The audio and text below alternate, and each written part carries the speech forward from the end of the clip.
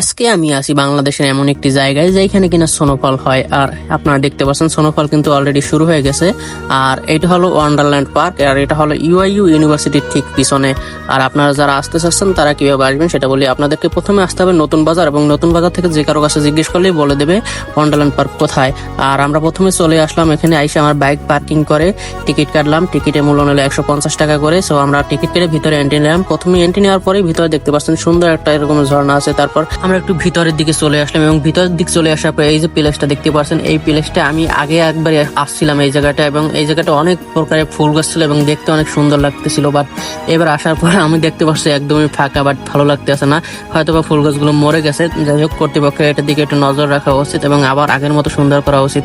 আর এই যে দেখতে পাচ্ছেন এই পাশে বাম সাইডে আবার একটা কিড জোন রয়েছে। কিড জোনসে এখানে বাচ্চাদের জন্য বিভিন্ন প্রকারের গেমস রয়েছে যেগুলো বাচ্চারা খেলতে পারবে এবং এনজয় করতে পারবে। এবং তারপর আমরা ওখান থেকে বেরিয়ে এবং ভিতরে আর একটু ভিতরের দিকে চলে আসলাম, এবং ভিতরের দিকে চলে আসার পর বাম সাইড এবং ডান সাইডে দেখতে পাচ্ছেন অনেক প্রকারের রাইডস রয়েছে, যেমন চরকা, তারপর আপনার কার, অনেক প্রকারের রাইডস আছে যেগুলো আপনারা চড়তে পারবেন। আর এখানে আরেকটা জিনিস রয়েছে যেটা হলো এই যে সাইনবোর্ডটা দেখতে পাচ্ছেন, এখানে থেকে কিন্তু ফুল ছাড়া একদমই নিষেধ, এবং ফুল ছাড়লে কিন্তু আপনাদেরকে 1000 টাকা জরিমানা গুনতে হবে। সো এখান থেকে একটু সাবধান থাকবেন।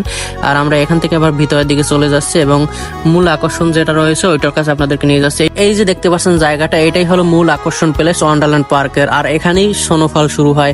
আর স্নোফল এখনো শুরু হয় নাই, কেননা স্নোফল শুরু হয় সন্ধ্যা 7টায়, আর দিনে একবারই ছাড়া হয়। আর মূলত শুক্রবার দিন শুধুমাত্র 2 টাইম ছাড়া হয়, সেটা হলো বিকেল 5টায় এবং সন্ধ্যা 7টায়। আর এপাশে দেখতে পাচ্ছেন আমি যে জায়গাটায় বসে রয়েছি, এই জায়গাটা কিন্তু সুন্দর একটা প্লেস। আর ওই পাশে দেখতে পাচ্ছেন ভূতের বাড়ি রয়েছে, যেখানে আপনার ভূতের সাথে সাক্ষাৎ করতে পারবেন। তারপর তার পাশেই আবার রয়েছে একটা পুষ্করিণী, যেখানে আপনার বোট রাইড করতে পারবেন।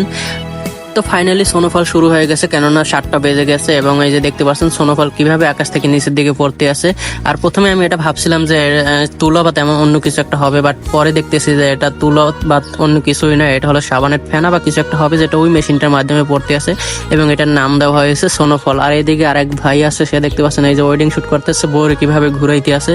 আর আজকে একটা বউ নয় দেখে আমরা এভাবে ঘুরাইতে পারতেছি না।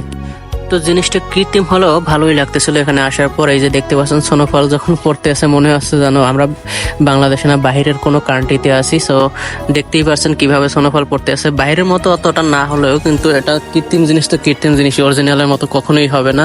তো এই যে দেখতে পাচ্ছেন এটা আবার আমার ফ্রেন্ড, এবার এখানে ভিডিও শুট করতে চাচ্ছে না কোনো একটা কারণে, তার কারণটা আর বললাম না, সবাই গেস করে নিয়েন কারণটা কি। আর এই যে দেখতে পাচ্ছেন আমার বন্ধু আবার জিজ্ঞাসা আছে আমার ফিলিংস কি, ফিলিংস ফিলিংস বলার কিছু নাই, ফিলিং অসাধারণ, ভালোই লাগতেছিল। তো সবাই যারা যারা আসতে চাচ্ছেন অবশ্যই আসবেন। আল্লাহ হাফেজ, ভালো থাকবেন, সুস্থ।